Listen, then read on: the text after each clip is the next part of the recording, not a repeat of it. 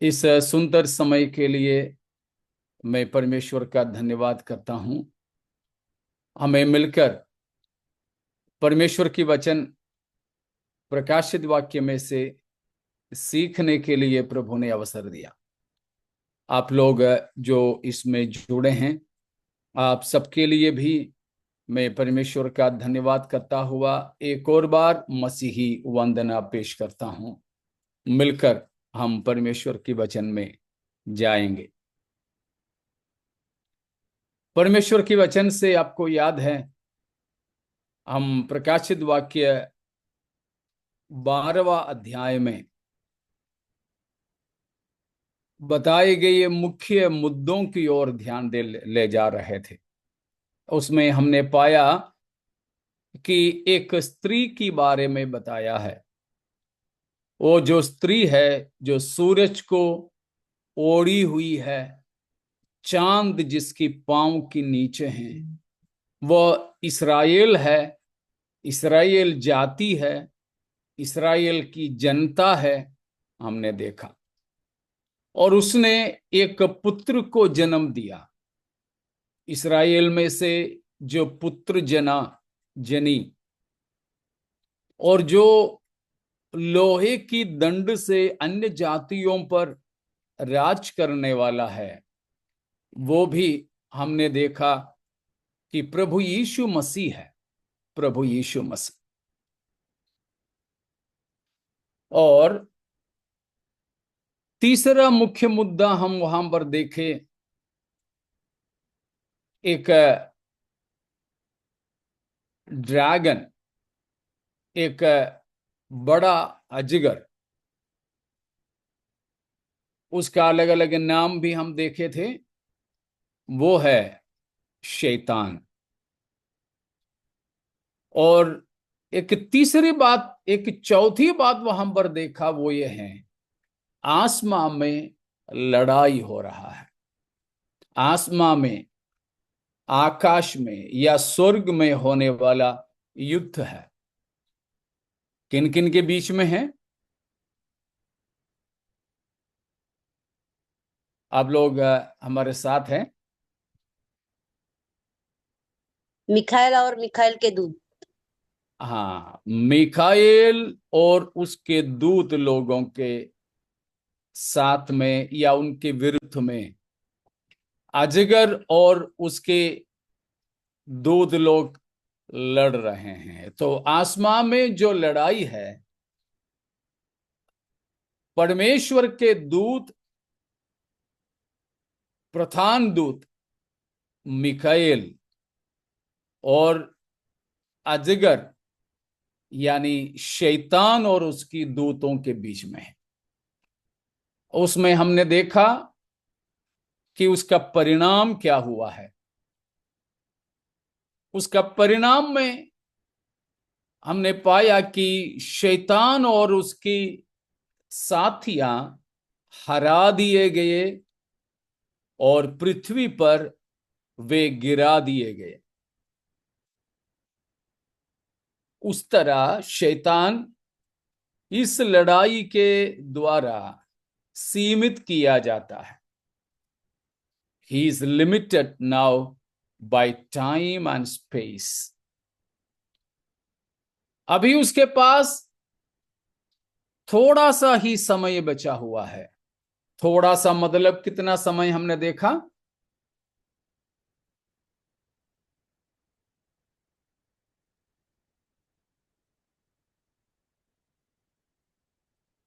,3.5 साल। थोड़ा समय मतलब 3.5 साल, उतना ही बचा है। देखो उसका 9वां आयत और एक बार पढ़ें। तब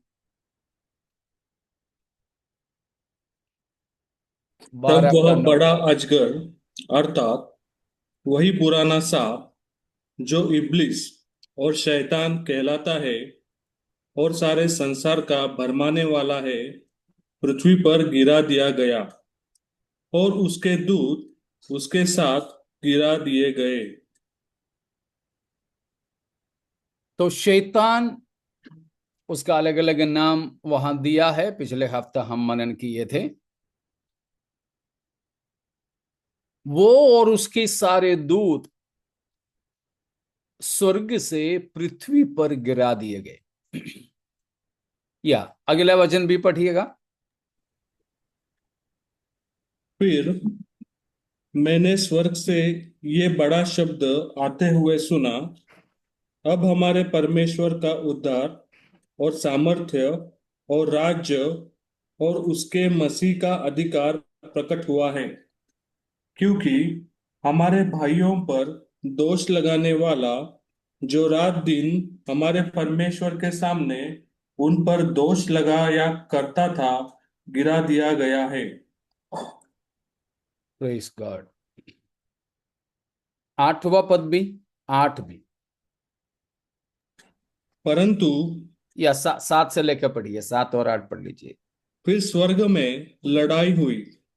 मिकाएल और उसके स्वर्गदूत अजगर से लड़ने को निकले, और अजगर और उसके दूत उससे लड़े, परंतु प्रबल न हुए, और स्वर्ग में उनके लिए फिर जगह न रही। स्वर्ग में उनके लिए फिर जगह ना रही। देखो, शैतान पहली बात यहां हरा दिया जाता है। दूसरी बात, वो पृथ्वी पर गिरा दिया जाता है। और तीसरी बात, 12वां वचन, 12वां वचन। इस कारण हे स्वर्गों और उनमें रहने वालों, मगन हो। हे पृथ्वी और समुद्र, तुम पर हाय, क्योंकि शैतान बड़े क्रोध के साथ तुम्हारे पास उतर आया है, क्योंकि जानता है कि उसका थोड़ा ही समय और बाकी है। थोड़ा ही समय उसका बाकी है। तो तीन बात क्या क्या है? पहली बात, वो हरा दिया गया, शैतान हरा दिया जाता है। हमने 7 और 8वां वचन में पढ़े। और दूसरी बात, 8 और 9, 10 में हम पढ़े, वह गिरा दिया जाता है, गिरा दिया जाता है। उसी में हम अगली बात भी देख सकते हैं कि वह पृथ्वी ही पृथ्वी पर सीमित किया जाता है। गिरा दिया, हरा दिया जाना, गिरा दिया जाना, और पृथ्वी ही पृथ्वी पर वो सीमित किया जाता है। इसलिए हमने 8 के आखिरी में पढ़े, फिर स्वर्ग में उसके लिए जगह नहीं देखा। और चौथी बात है, हमने 12वां वचन में पढ़े कि समय भी उसका थोड़ा ही बचा है। वह समय के मामले में भी वो सीमित किया जाता है। तो समय के और जगह की, ये चारों बातें मिलाकर है, मैंने जो कहा, limited by time and space. वो समय और स्थान, इन दोनों की, दोनों ही मामलों में वो सीमित किया जाता है। ये है शैतान की बारे में। और एक और बात शैतान की, आ, इसी अध्याय से हम देख सकते हैं कि ये चार बात जब होता है तो शैतान बहुत ही ज्यादा क्रोधित हो जाता है। वो बहुत ही ज्यादा गुस्से में आ जाता है। वो जब गुस्से में आकर इस्राएलियों को सताने की कोशिश करता है, उसमें भी वह हराया जाना या फिर असफल होना हम यहां पर देखते हैं। तो इतनी बातें हैं यहां शैतान के बारे में जो लिखा है। तो उसमें हमने देखा कि उसका 12वां अध्याय, उसका 3 और 4 को एक और बार पढ़ेंगे। एक और चिन्ह स्वर्ग में दिखाई दिया, और देखो, एक बड़ा लाल अजगर था, जिसके 7 सिर और 10 सींग थे, और उनके सिरों पर 7 राजमुकुट थे। उसकी पूंछ ने आकाश के तारों की 1/3 को खींचकर पृथ्वी पर डाल दिया। वह अजगर उस स्त्री के सामने जो जच्चा थी खड़ा हुआ, कि जब वह बच्चा जने तो उस बच्चे को निगल जाए। ये बड़ा अजगर, उसका 7 सिर और 10 सींग और 7 सिरों पर राजमुकुट। ये जो शैतान का 7 सिर, वैसा ही हम जब 13वां अध्याय में पहुंचते हैं, उसकी पहला पद को पढ़िएगा, 13 का पहला। तब तब मैंने मैं एक पशु को समुद्र में से निकलते हुए देखा, जिसके 10 सींग और 7 सिर थे। उसके सींगों पर 10 राजमुकुट और उसके सिरों पर परमेश्वर की निंदा के नाम लिखे हुए थे। यहां हम देखते हैं पशु को। पशु माने झूठा मसीह या विरोधी मसीह। तो 12वां अध्याय की 3-4 में शैतान के जैसा सिर, सींग और मुकुट है, वैसा ही इस 13वां अध्याय में झूठा मसीह का भी 7 सिर है, 7 सिरों में राजमुकुट है और 10 सींगे हैं। तो वैसा ही हम 17वां अध्याय में भी देखते हैं। 17 का 3रा वचन। तब वह मुझे आत्मा में जंगल को ले गया, और मैंने लाल रंग के पशु पर, जो निंदा के नामों से भरा हुआ था, और उसके 7 सिर और 10 सींग थे, एक स्त्री को बैठे हुए देखा। उधर भी हम एक पशु को, जो 13वां अध्याय का पशु है वही पशु है 17 का 3 में भी, अर्थात झूठा मसीह।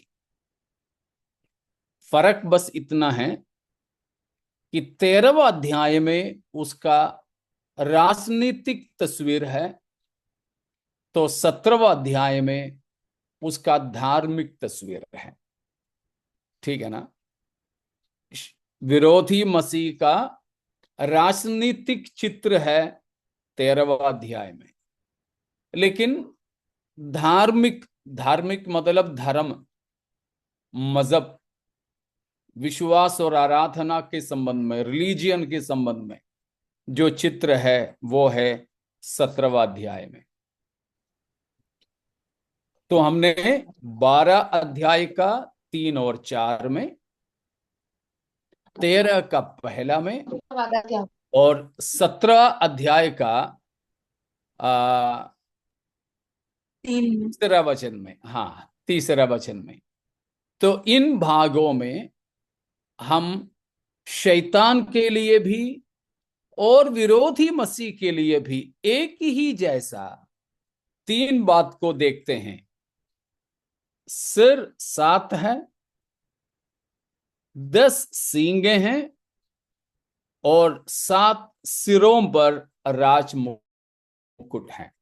राजमुकुट तो आपको पता है अधिकार को दर्शाता है। राजमुकुट अधिकार को दर्शाता है, अथॉरिटी। वो भी राजनीतिक अथॉरिटी, राजनीतिक अधिकार है ज्यादातर। लेकिन ये 7 सिर का क्या मतलब है? 7 सिर हम 17ही अध्याय का 9वां पद को पढ़ें। 9। उसमें बुद्धि के लिए, जिसमें ज्ञान है, यही अवसर है। वे सातों सिर 7 पहाड़ है जिन पर वह स्त्री बैठी है। 10वां पद भी। वे 7 राजा भी है।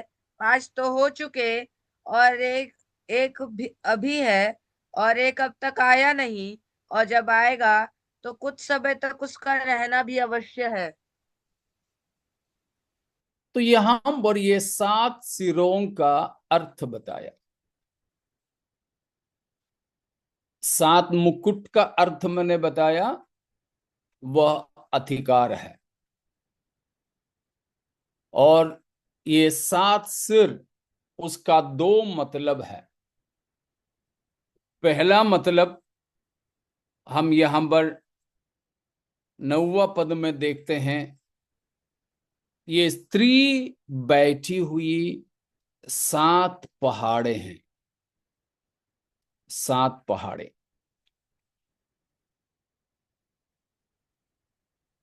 मतलब वो किसी देश को दर्शाता है, किसी शहर को दर्शाता है।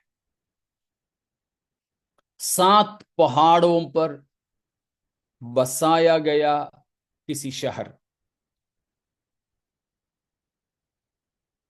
और उसका दूसरा मतलब है, वे 7 राजाएं भी हैं। 7 सिर, 7 राजाएं।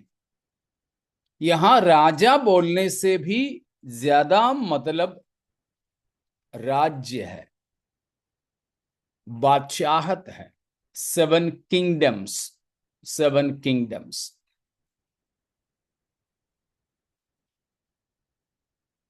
शैतान का भी, झूठा मसीह का भी एक जैसा यहां दर्शाया गया है। मतलब पृथ्वी के शासनों के पीछे कार्य करने वाली ताकत, वो 12वां अध्याय के अनुसार शैतानिक शक्तियां हैं, जो राजनीति के पीछे, राजनैतिक अधिकारों के पीछे, राजनैतिक प्रभावों के पीछे कार्य करने वाली बात शैतानिक अधिकार और शक्ति है। शैतानिक अधिकार और शक्ति है। तो यहां पर वो 7 सिर का 2 मतलब बताया गया। समझ में आ गए क्या क्या है? 7 पहाड़ या 7 राजा या 7 किंगडम्स, राज या शहर। 7, हाँ जी बिल्कुल, 7 पहाड़ जिस पर वो स्त्री बैठी हुई है, जिस पर वो स्त्री बैठी हुई है। तो आपको शायद मालूम होंगे, 7 पहाड़ों पर जो है बसाए गए कोई शहर के बारे में या कोई देश के बारे में। रोम। बिल्कुल।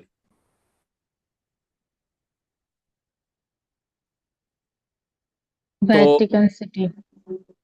हाँ जी, वेटिकन सिटी। हाँ जी बिल्कुल, वेटिकन सिटी।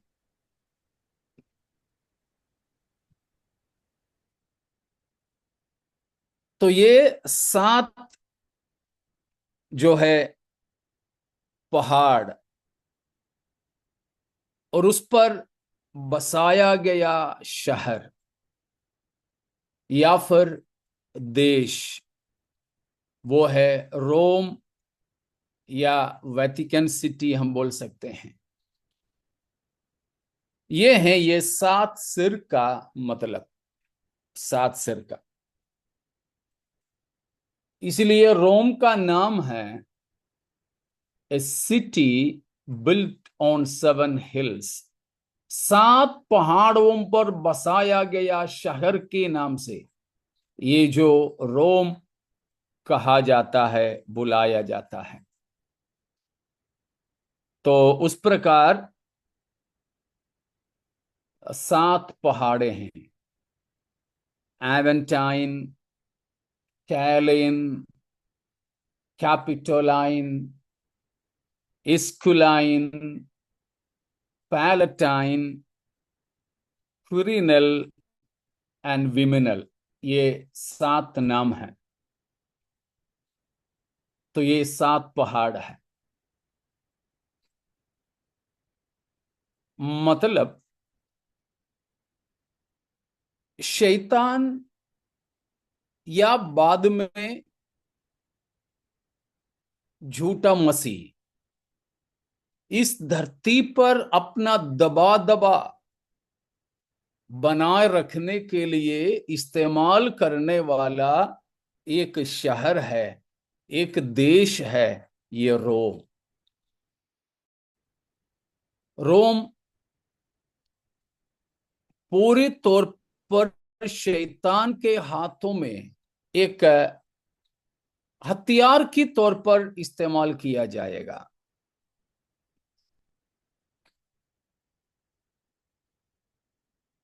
शायद वो राजनैतिक ताकत की वजह से नहीं, परंतु उसकी धार्मिक प्रभाव के कारण। रोम का हमें मालूम है, वहां का या रोम का जो धार्मिक पृष्ठभूमि हम जानते होंगे, है ना?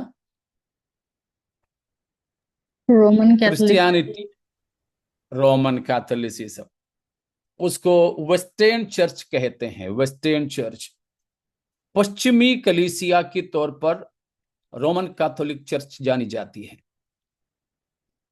आज दुनिया में सबसे ज्यादा जो धार्मिक प्रजाएं हैं रोमन कैथोलिक चर्च की है, सबसे ज्यादा। इसीलिए गैर मसीहियों के बीच में भी लोग सोचते हैं जो पोप है, पापा कहते हैं, पोप, वो है सारे ईसाइयों का सिर, मुखिया है करके। लोगों को मालूम नहीं है। इसीलिए पोप जो भी कहें वो दुनिया में मसीहियों की विचारधारा माना जाता है। बीते दिनों में भी पोप साथ ही साथ में एक राजनीतिक अधिकारी भी है। आपको मालूम होंगे कुछ साल पहले पोप साहिब हमारे भारत में आया था,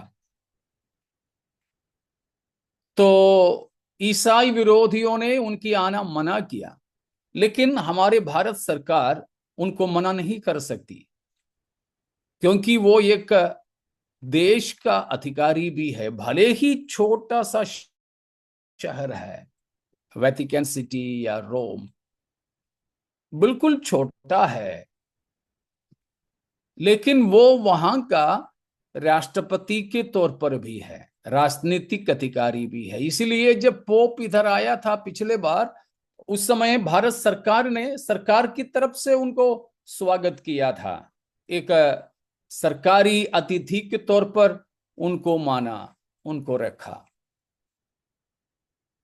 तो रोम का पूरे विश्व में और मसीहियों के बीच में भी जो प्रभाव है वो ये दोनों तरफ से है, एक धार्मिक तौर पर भी, राजनीतिक तौर पर भी। इसलिए उन लोगों के मानना उनका जो भी विचारधारा वो विश्व भर में काफी मान्यता प्राप्त होती है उसकी। उनको अपने कब्जे में लेना शैतान के लिए बड़ा आसान है और बड़े फायदे का भी है। हमें मालूम है कि करीब प्रभु यीशु मसीह की जन्म के बाद तीसरी सदी तक परमेश्वर के वचन के अनुसार कलीसिया चलती थी, खरी उपदेश में, पवित्रताई में। लेकिन चौथी सदी से कलीसिया शैतानिक तौर तरीके में गिरने लगी। जो रोमन कैथोलिसिज्म या जो रोमन कैथोलिक कलीसिया की बातें वो चौथी पांचवी सदी से शुरू हुआ, जिसमें कई प्रकार की गलत गतिविधियां आ गई। मूर्ति पूजा की बात आ गई, क्रूस की आराधना करने की बात आ गई, मूर्तों की पूजा करने की बात आ गई। परमेश्वर और मनुष्य के बीच में बिछुओं को उन लोगों ने लेकर आए। आप देखते हो कि रोमन कैथोलिक कलीसियाओं में पवित्र परिवार की तौर पर यीशु मसीह, मां मरियम, मरियम की पति यूसुफ, तीनों के तस्वीर आप देखते होंगे पवित्र कुटुंब या परिवार के तौर पर। उसमें बेचारा यूसुफ साहिब चुपचाप से खड़ा रहता है, लेकिन मरियम कहती हुई उस औरत के सिर पे औरा, ज्योति, ऐसे चमकने वाली मुकुट देखते हैं। उस बच्चे के सिर पर भी मुकुट रखते हैं। कहीं कहीं तो एक औरत एक बच्चे को अपने गोदी में ली हुई खड़ी रहती है। सारी दुनिया उनको मरियम और यीशु और यूसुफ मानते हैं, लेकिन ये ना मरियम की, यूसुफ की, यीशु की तस्वीर, ये रोम का एक धर्म में से ले लिया गया है। रोम से पहले वो बाबुल में माना जाता था, तो बाबुली धर्म, बाबुल का जो धर्म, बाबुल बोलेंगे तो अब हमें पीछे जाना होता है। कहां? उत्पत्ति 10 अध्याय में। वो हम बाद में जाएंगे, जब हम 17वां अध्याय में आएंगे प्रकाशित वाक्य, तब हम इसके बारे में और बताएंगे। फिलहाल के लिए इतना हम जाने कि उत्पत्ति 10 अध्याय में जो निम्रोद करके व्यक्ति है, निम्रोद की पत्नी और उसकी बेटा, निम्रोद, उसकी पत्नी और उस पत्नी की बेटा, निम्रोद की बेटा नहीं है, निम्रोद की पत्नी की बेटा, उन तीनों का जो तस्वीर है, हम रोमन कैथोलिक कलीसियाओं में यीशु, मरियम, यूसुफ के करके जो देखते हैं, ठीक है ना, यीशु, मरियम और यूसुफ करके हम देखने वाले जो तस्वीर है वो यीशु का, मरियम का और यूसुफ का नहीं है। परंतु एक सूचना मात्र मैं आपको देता हूं। यहेजकेल का पुस्तक 8 अध्याय का 14वीं वचन को पढ़िएगा। यहेजकेल 8 का 14वीं वचन।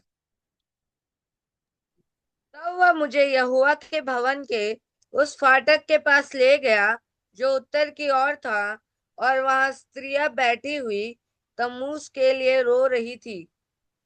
किसके लिए? किसके लिए रो रही थी? तम्मूज। तम्मूज के लिए। तो तम्मूज है ये जो बच्चा स्त्री के हाथ में, लोग समझते हैं यीशु है। No, it's not infant Jesus, it's not Mary और मदर मेरी, माता मरियम। लेकिन जैसे चौथे 5वीं सदी में रोमन कैथोलिक कलीसिया के अंदर उपदेश की गलतियां आने लगे, उनमें से एक मुख्य बात थी ये जो मूर्ति पूजा की बात। क्रूस की मूर्ति, यीशु की मूर्ति, मरियम की मूर्ति, यूसुफ की मूर्ति, ये सब अंदर आने लगी। इन्फेंट बैप्टिज्म, शिशु बपतिस्मा भी उन्हीं समयों में अंदर आया कलीसिया की। और जो प्रभु की सेवक लोग थे, वे राजनीतिक अधिकारी बनना भी वहां से शुरू हो गया। उस समय तक बिल्कुल साधारण सी कलीसियाएं थी, लेकिन उस समय से लेकर कलीसिया में कई प्रकार के त्योहार मनाना शुरू कर दिया। क्रिसमस और ईस्टर से लेकर त्योहार मनाना उन समयों से शुरू की। और जो कलीसियाओं के मंदिर भवन सजाने लगे। तो ये सारी बातें कलीसिया के अंदर जो आया है, वो किसके द्वारा आया? रोम की कलीसिया के द्वारा। वो वेस्टर्न चर्च यानी पश्चिमी कलीसिया जानी जाती है।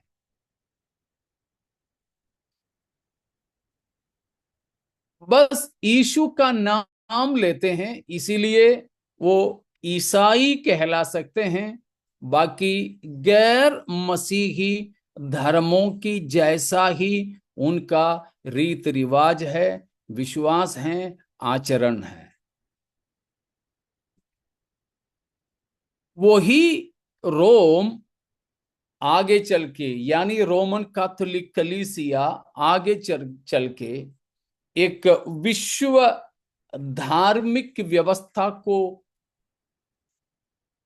बनाने में मददगार रहेगी। Ecumenical church, rather ecumenical religion, सारे धर्मों को एक साथ में ले आने की कोशिश ये रोमन कैथोलिक कलीसिया करेगी। अभी ही अभी जो खत्म हुआ पोप, वो ही करना शुरू किया था।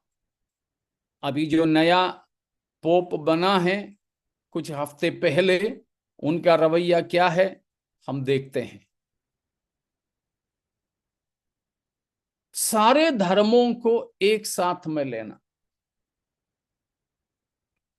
और कहना कि कोई नरक नहीं जाएंगे, सबको स्वर्ग लेके जाएंगे।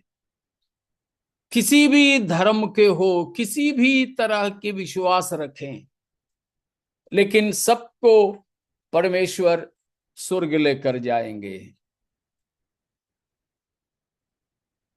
इंक्लूसिविज्म, यूनिवर्सलिज्म, सार्वलौकिकवाद कहते हैं उसको। तो ये सारी बातें रोम के द्वारा दुनिया में शैतान लाएगा।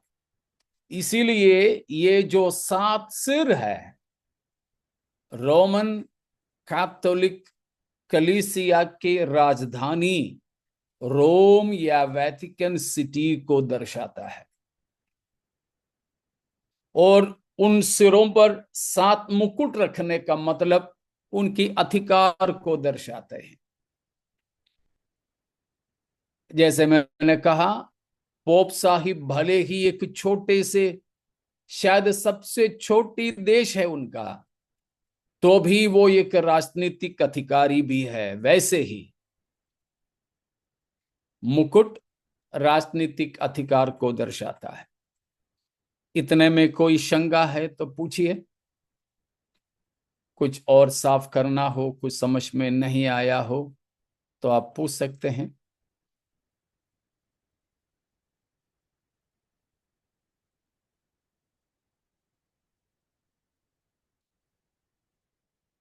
नहीं,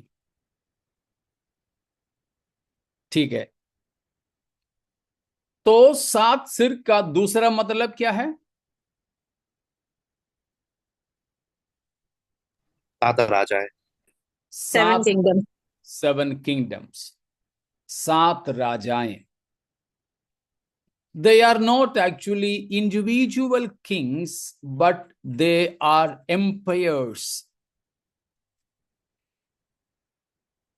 7 विश्व बादशाहतें, 7 वर्ल्ड एम्पायर्स, 7 विश्व सम्राट। उसमें बताया है कि कितने लोग थे?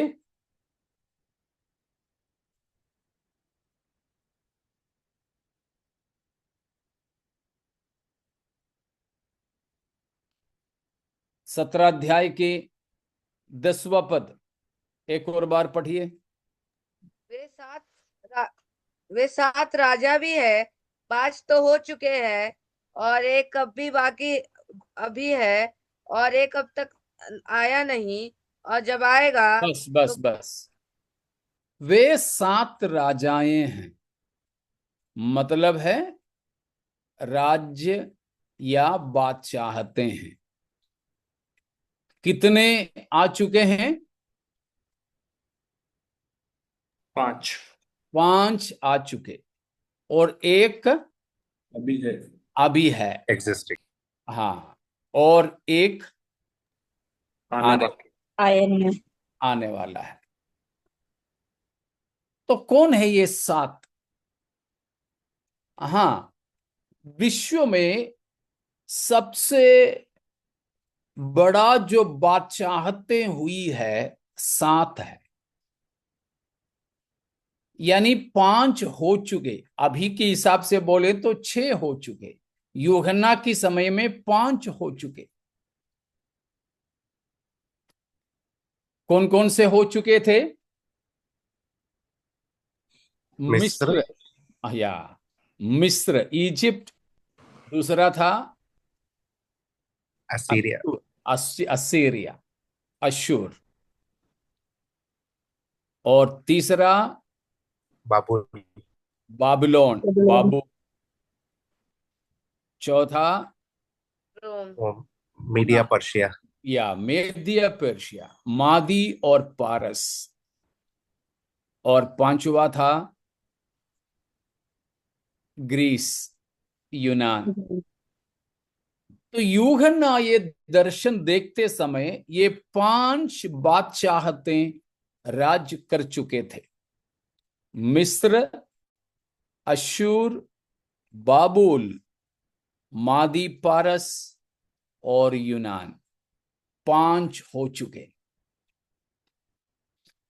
अभी एक है, यूहन्ना ये देखते समय में एक उस समय वर्तमान था, वो था रोम। रोम। रोम एक अभी है, अभी एक है।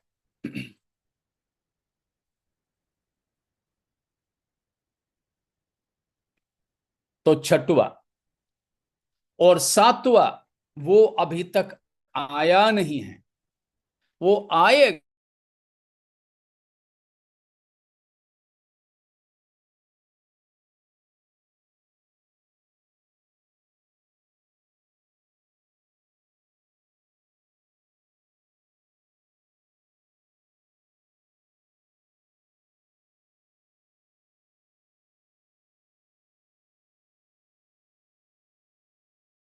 बार ये 7 सिरों को 7 राजा या 7 राज्यों के तौर पर बताता हूं। यूहन्ना ये दर्शन देखते समय 5 हो चुके थे। एक उस समय राज कर रहा था, यानी छठवां राज कर रहा था, और 7वां फिर आने वाला था, 7वां आने वाला था। तो जो 5 हो चुके वो कौन कौन से हैं? इजिप्ट यानी मिस्र, दूसरा असीरिया यानी अशूर, तीसरा है बाबुल, बाबिलोन, चौथा है मेदिया एंड पर्शिया। मेदिया दोनों एक साथ में था, अलग अलग नहीं थे, एक साथ में। और 5वां था यूनान, ग्रीस। समझ में आए?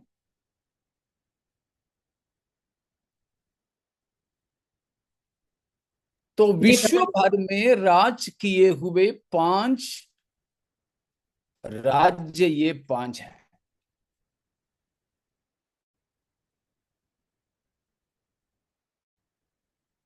बाइबल में इन सारी चीजों के लिए सबूत है।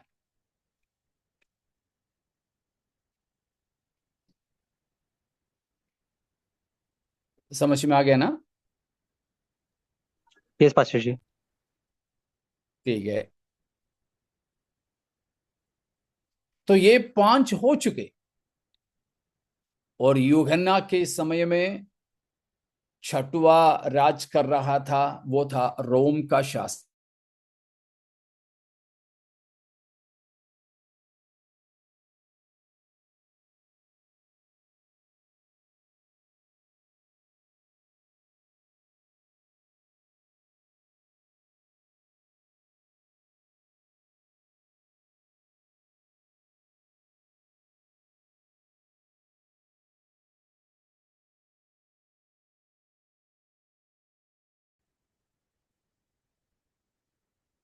वो आएगा तो थोड़े समय के लिए वो राज करेगा। इतने में कोई शक है? नो पास्टर जी। ठीक है, किसी को भी नहीं है ना? सबको समझ में आ गया ना? तो 7 सिर, सिरों पर 7 राजमुकुट और 7 सींगे, 7 सींगे।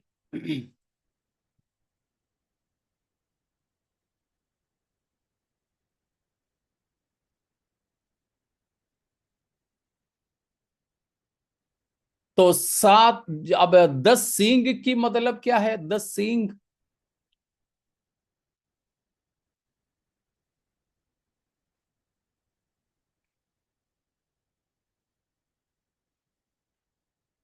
सत्रह अध्याय का 12वां वचन को पढ़िए, 17 का 12। जो 10 सिंह तूने देखे वे 10 राजा है जिन्होंने अब तक राज्य नहीं पाया, पर उस पशु के साथ घड़ी भर के लिए राजाओं का सा अधिकार पाएंगे। 10 सींगों का मतलब 10 10 राजा। राजा। 10 राजाएं हैं। वे 10 राजाएं हैं, वो इंडिविजुअल किंग्स हैं।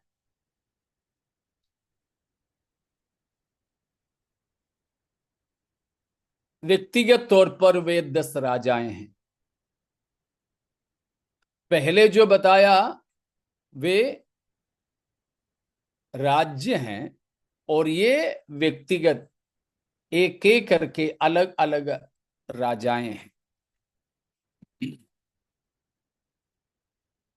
जो झूठा मसीह के साथ में राज करेगा,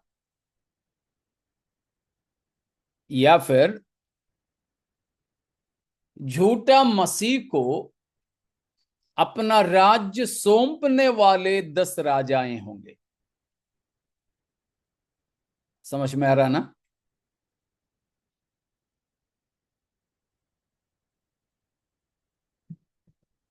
हाँ या ना? आया? ठीक, समझ आ यस गया। पास्टर। ठीक है। कुछ लोगों को नहीं आया होगा, मुझे पता है। तो मैं आपको ले चलूं दानिएल दूसरा अध्याय में। दानिएल दूसरा अध्याय। मेरा आवाज कट तो नहीं रहा? नहीं, नहीं बीच में पास्टर एक जी। बार अटक गया था। अच्छा, अभी ठीक है ना? अभी ठीक है। ठीक है, कुछ इंटरनेट का थोड़ा सा कुछ समस्या है। ठीक है, दूसरा अध्याय में दानिएल। दानिएल 2 में हम जानते हैं नबूकदनेस्सर राजा का पहला सपना है एक बड़ा मूरत के बारे में। उस मूरत का 4 हिस्से हैं। वो मूरत का 4 हिस्से, सिर, भुजाएं और छाती, पेट और जांग और पांव, इस तरह 4 हिस्से।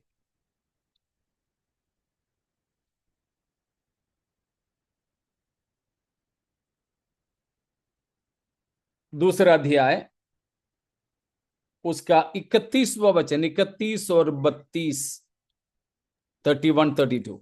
हे राजा, हाँ, पढ़ लो शोभा। हे राजा, जब तू देख रहा था तब एक बड़ी मूर्ति देख पड़ी, और वह मूर्ति जो तेरे सामने खड़ी थी वह लंबी चौड़ी थी, उसकी चमक अनुपम थी और उसका रूप भयंकर था। उस मूर्ति का सिर तो चोखे सोने का था, उसकी छाती और पहला भुजाएं। रुक रुक रुक के चलिए बेटी। पहला, उस मूर्ति का सिर चोखा सोना, वो है पहला। उस मूर्त का 4 हिस्सा मैंने बोला, उसमें पहला हिस्सा जो है चोखे सोने से बना हुआ सिर। ठीक है, उसका मतलब क्या है?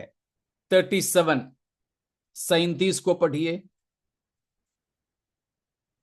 हे राजा, तू तो महाराजधिराज है, क्योंकि स्वर्ग के परमेश्वर ने तुझको राज्य, सामर्थ्य, शक्ति और महिमा दी है। हाँ, और जहाँ कहीं मनुष्य पाए जाते हैं वहां उसने उन सबों को और मैदान के जीव जंतु और आकाश के पक्षी भी तेरे वश में कर दिए हैं, और तुझको उन सब का अधिकारी ठहराया है।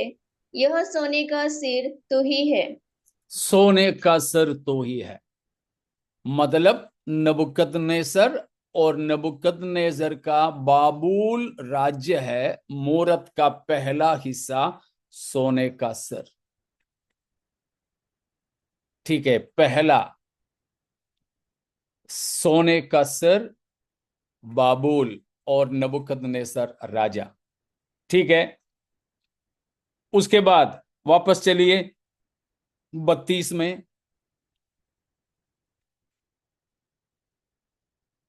बत्तीस। उस मूर्ति का सिर तो चोखे सोने का था, उसकी छाती और भुजाएं चांदी की, उसका पेट अगला और दूसरा हिस्सा है भुजाएं और छाती चांदी का। भुजाएं और छाती चांदी का, उसका नाम है, हमने जो देखा, मादी और पारस, मेदिया एंड पर्शिया। ये जो बाबुल है पहला वाला, वो है, आपको मालूम होंगे, अभी का उसका नाम है इराक। इराक। और ये मादी और पारस, उसका अभी का नाम है ईरान। Iran, Persia, Iran. हमारे मुंबई में भी बहुत सारे पारसी लोग हैं। ये जो पारसी लोग हैं वे पेर्शिया से उस समय में आए हुए लोग हैं, वो यहाँ बसे हैं। पेर्शियंस है, मादी और पारस के लोग हैं। ठीक है, वो है दूसरा हिस्सा। हाँ, वापस 32 में बाकी। भुजाएं चांदी की, उसका पेट और जांघें पीतल की। और तीसरा हिस्सा है पीतल से बनी हुई कमर या पेट और जांघें। वो था ग्रीस, यूनान का। Yes, Greece.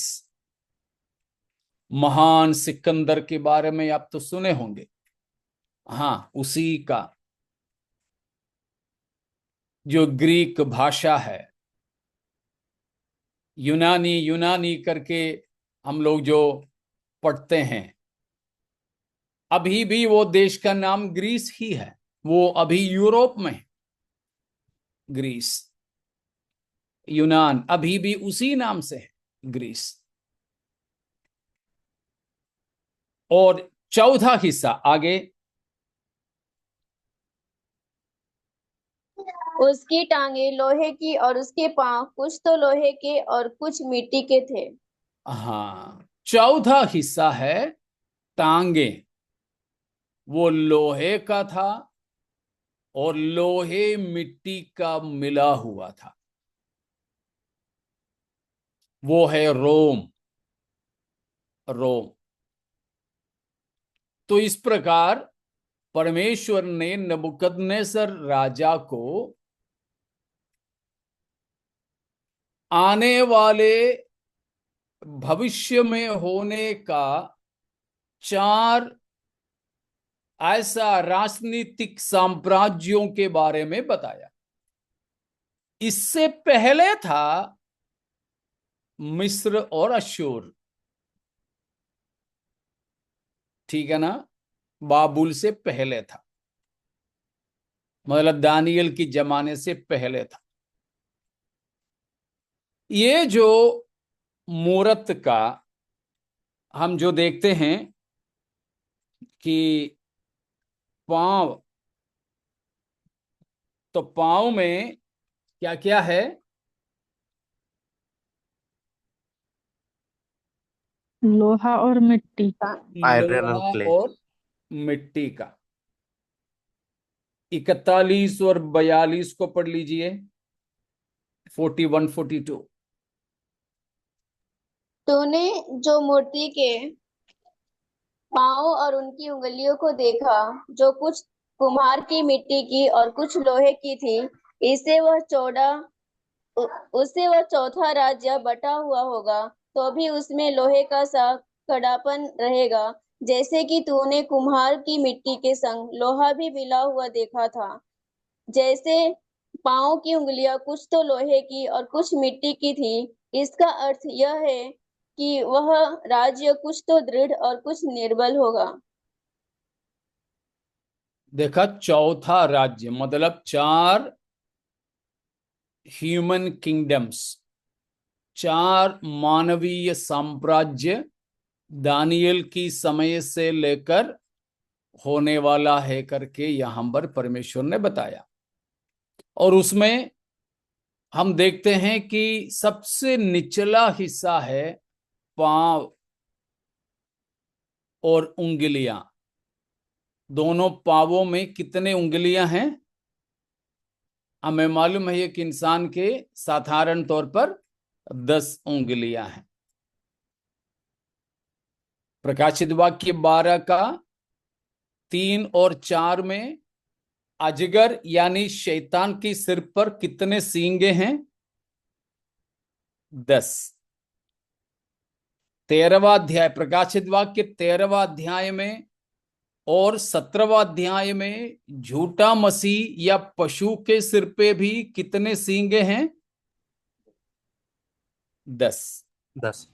10। तो वहां शैतान को भी, झूठा मसीह को भी 10 सींगे।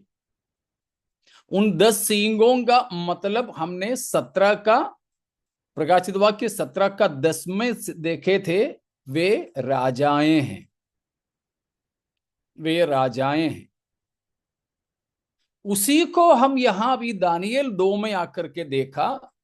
परमेश्वर ने दिखाया हुआ एक पॉलिटिकल टाइम टेबल है, राजनैतिक समय सारणी है। दानियेल 2 अध्याय का बड़ा सा मूरत, उस मूरत की अंतिम दशा में 10 उंगलियां देखते हैं। यानी 10, वो उंगलियां किसको दर्शा रहे हैं? इंडिविजुअल्स, 10 राजा। राजाओं को। या इंडिविजुअल किंग्स, 10 राजाओं को। फिर से उसको देखिएगा। चलेंगे हम दानियेल 7 अध्याय में,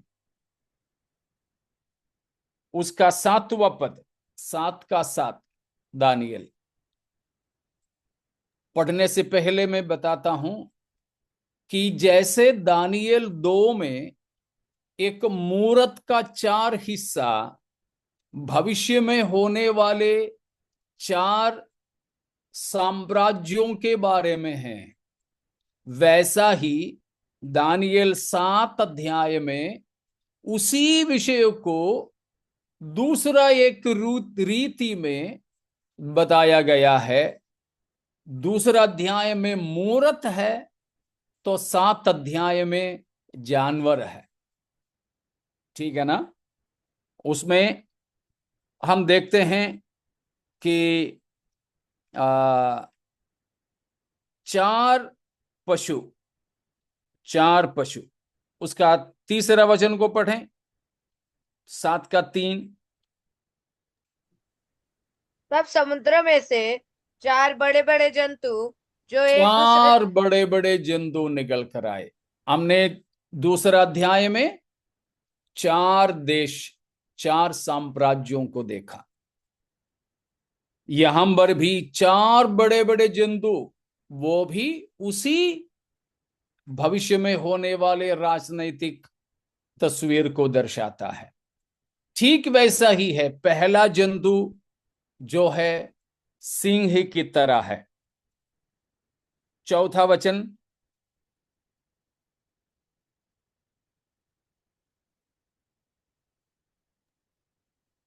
पहला जंतु सिंह के समान था सिंह और के समान है, वो बाबुल को दर्शाता है।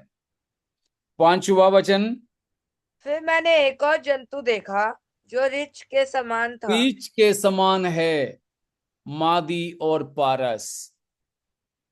और 6वां वचन, इसके बाद मैंने दृष्टि की और देखा कि चीते के समान एक और चीते जंतु है। के समान बहुत ही शीघ्र गति में दौड़ने वाले चीता के समान यूनान को दर्शाता है।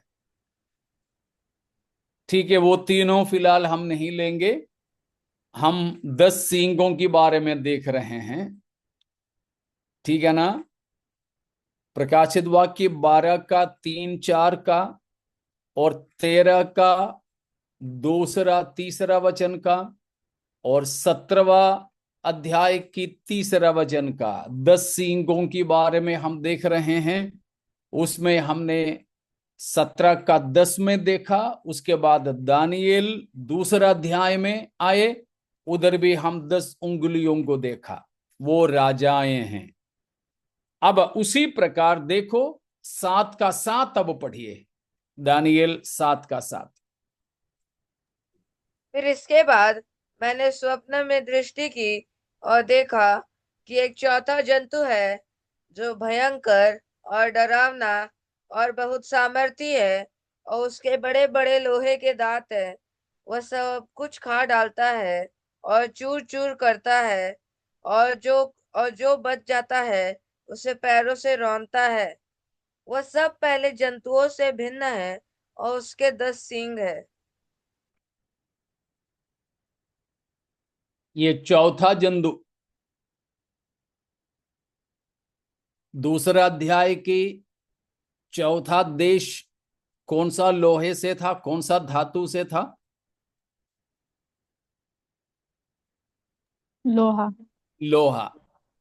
ठीक वैसा ही यहाँ चौथा जानवर का लोहे का दांत है, और उसमें हमने अभी पढ़ा उसकी कितने सींगे थे? 10। 10 सींगे। तो ये 10 सींगे भी उसी बात को दर्शाते हैं जो झूठा मसीही के समय में उसको अपना राज्य सौंपने वाले 10 राजाएं। 10 राजाएं। अभी हमें मालूम है हमारे भारत में मिली जुली सरकार है। हाँ, एक तो भाजपा का नेतृत्व में है, दूसरा कांग्रेस के नेतृत्व में है, लेकिन इनमें से कोई भी सत्ता में आ जाए, उनके साथ में बहुत से और भी लोग राजनेताएं हैं, राजनीतिक पार्टियां हैं। तो वे मिलकर बाकी छोटे छोटे पार्टियां किसी एक नेता को आगे ले जाता है। वो जो समर्थन देने वालों को कुछ न कुछ पद देकर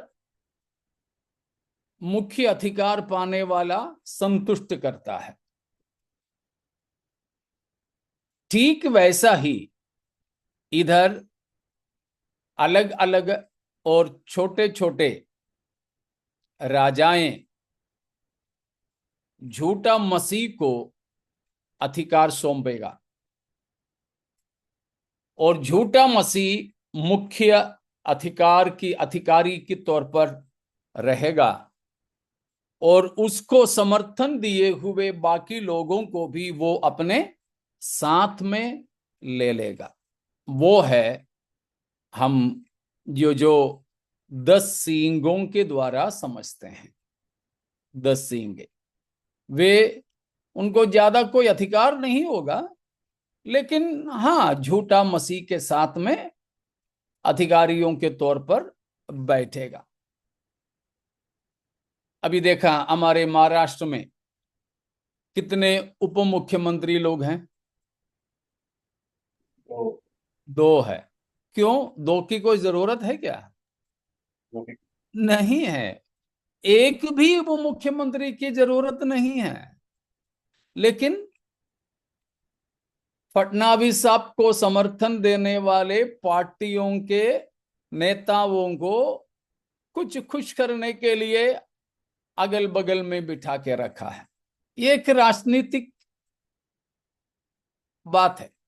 वैसा ही यहां शैतान या झूठा मसीह उनके समर्थन देने वालों को साथ में लेकर चलते हैं। ऐसे साथ रहने वाले लोग हैं यहां पर जो 10 सींगों के द्वारा दर्शाए गए हैं। इतना समझ में आ गए? पास्टर जी, एक जो बहुत सारे लोग ऐसा सिखाते हैं कि जो संयुक्त राष्ट्र जैसे 1946 में बना या फिर जो यूरोपियन यूनियन बना है, वो सब ये 10 जो कॉन्फेडरेशन बनेगा राजाओं का, उस तरफ वो दिशा दिखाती है। ऐसे बहुत सारे इंटरप्रिटेशंस है। क्या ये सब सही शिक्षाएं है? वो भी सही हो सकता है, क्योंकि उसी के लिए ही ज्यादा संभावना है। अभी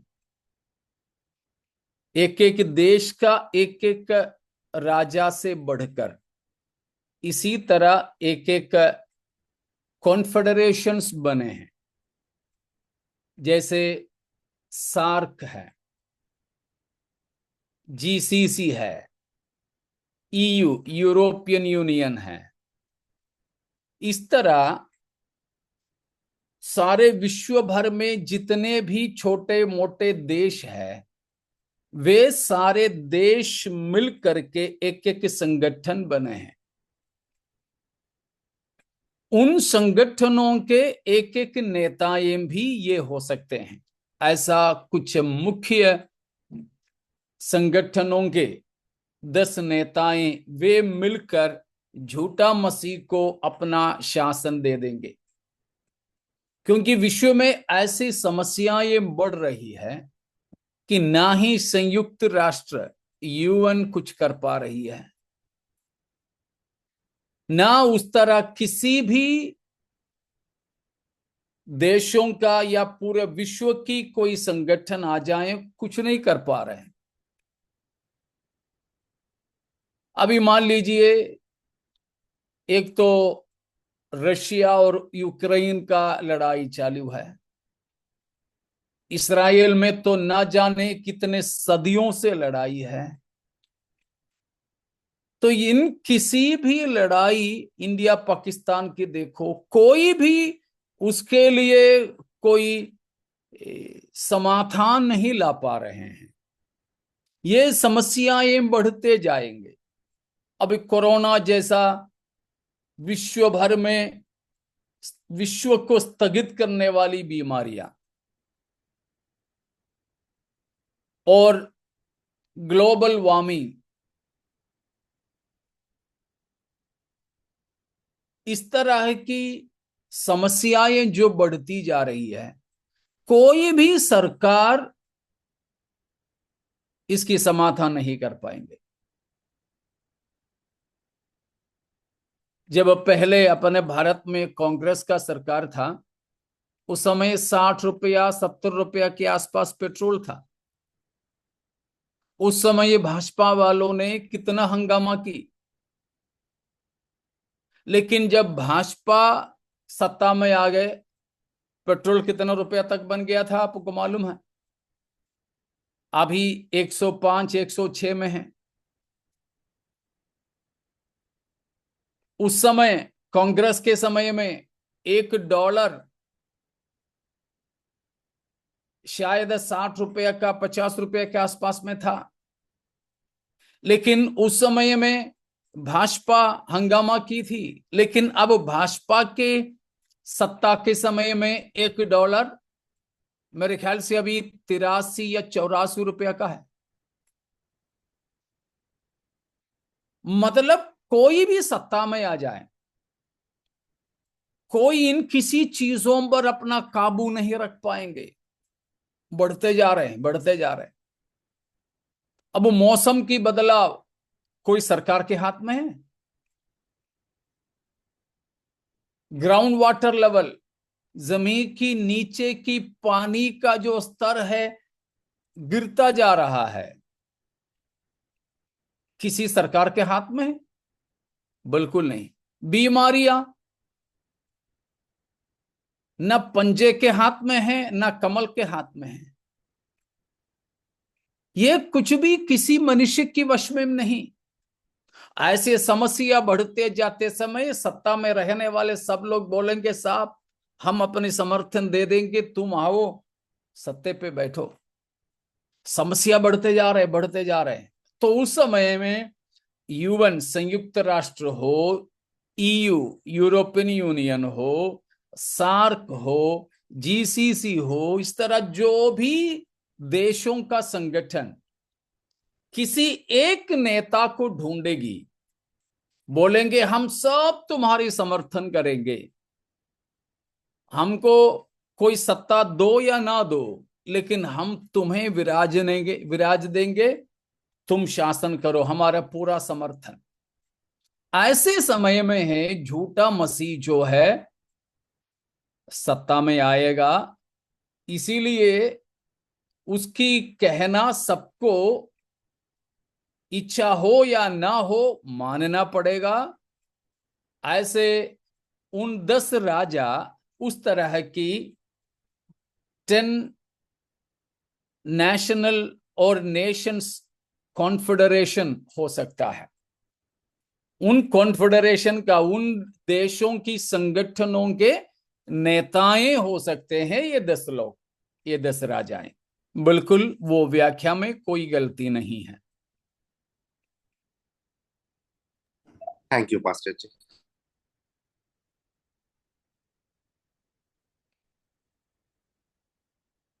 ठीक है, तो इस तरह हम जो देखते हैं, दुनिया झूठा मसीह और शैतान के राज के लिए तैयार हो रही है। लेकिन हम कलीसिया हमारे दूल्हा और हमारे राजा मसीह के लिए तैयार हो जाएं। जब दुनिया उसकी दूल्हा या उसकी पति शैतान और झूठा मसीह के लिए तैयार हो रही है, उससे पहले ही हमारे दूल्हा हमें लेने आएंगे। हम मसीह के लिए तैयार हों कि हमें झूठा मसीह की और शैतान के इस राज्य से होकर जाना ना पड़े। हमारे प्रभु हमें लेने के लिए आने वाला है। हम मसीह के लिए तैयार हो जाएं। क्रूस पर हमारे खाते मारा गया, गाड़ा गया, अपने लहू से हमें खरीदा, हमें पापों की क्षमा दिया। हमारे प्रभु यीशु को हम अपना लें, जो मुर्दों में से जी उठा है। वो शीघ्र ही आने वाला है। उस प्रभु की आमद के लिए हम तैयार हो जाएं। प्रभु के हाथों में हमारे जीवनों को समर्पित करें। इन वचनों के द्वारा परमेश्वर हमें आशीषित करें।